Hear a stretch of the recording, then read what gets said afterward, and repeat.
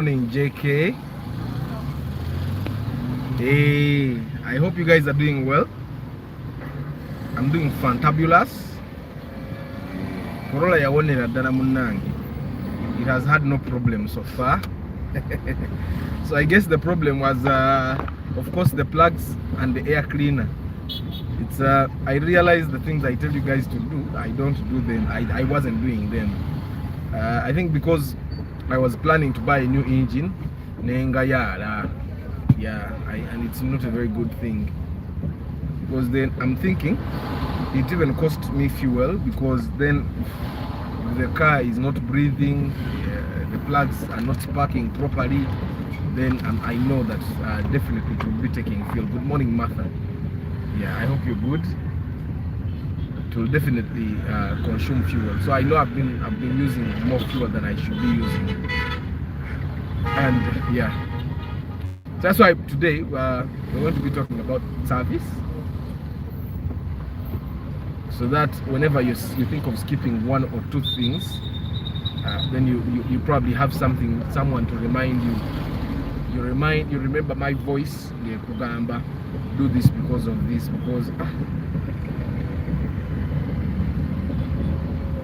yeah, because it can cost you dearly. If you watch the video, then you realize that my engine has some Bamita composite. I don't know what you guys in engineering call it. That black soot, that black solid stuff that's forming the engine from use of bad oil. Morning, Nathan.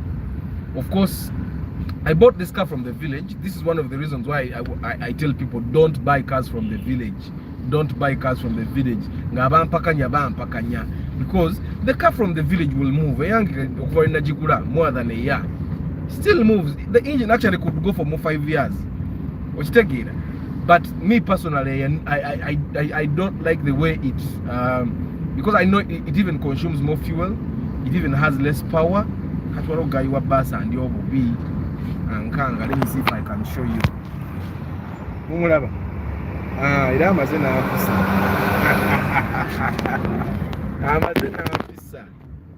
But I think that's what he has been doing from Matuga. I think he's sleepy.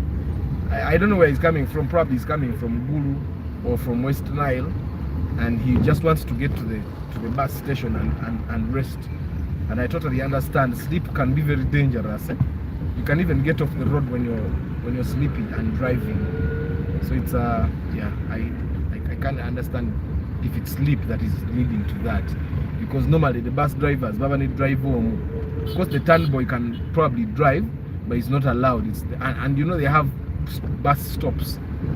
And you know, traffic police, I think it's the traffic police and the bus owners that put the system that a bus cannot get to a destination faster than it's supposed to get to that place. So they have stops. Like if you're going, for example, to Mbarara, they have a stop in Nabingo.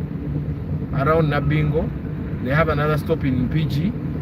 And in that, from the time that you set off from the bus park, you have a sheet that at every stop, I think the officer signs to say he was here at this time. If you're there sooner than what time they expect you to drive to that point, then you have been overspeeding, and it's not good for you. You get? So, and I think the only time these guys get to speed is when they have their last stop. I don't know where their last stop is. I think their last stop is in Kawanda, there after Shell. Then after that point, they can actually speed to town.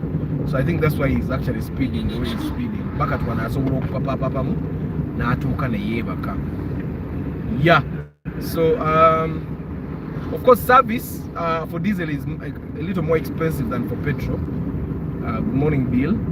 But I hope you guys know that diesel cars don't have plugs. They have what they call heater plugs. They have those heater things. Those things heat the diesel. That's why with some cars, some diesel cars, you have to heat it before, or take a heat switch, and you wait for a light to go off, and then when the light goes off, you can start the engine, when the ignition start. Yeah, just like that.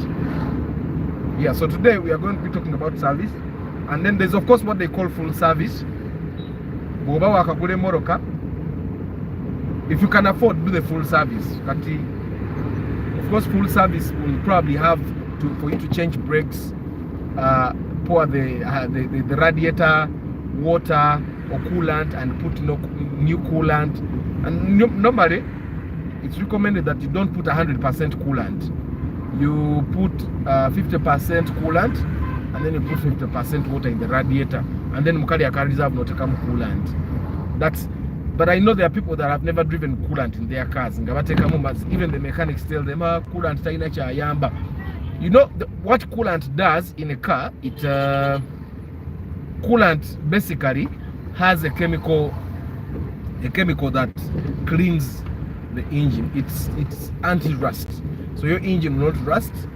But water can actually rust your engine. So that's why you need to put coolant in your car. I really don't know why they say put 50% water, 50% coolant. It's even in the coolant jerrycan.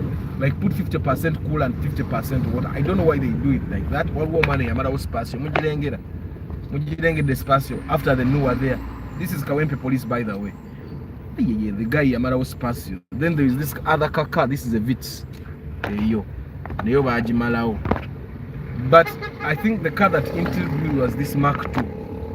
A Mark II very stable on the road, but somehow guy over here told me that chichi. That's why you need to have your brakes need to be steady. For me, I think the one thing that I work on most, then there is this car Benz. It's a UAF, the compressor. Being a lover of Benz, you'll find that where it has rested, the gearbox now is dead. The engine needs something. The suspension is all dead. You get the moment you park a car for a long period of time, it starts having those sicknesses. Yeah.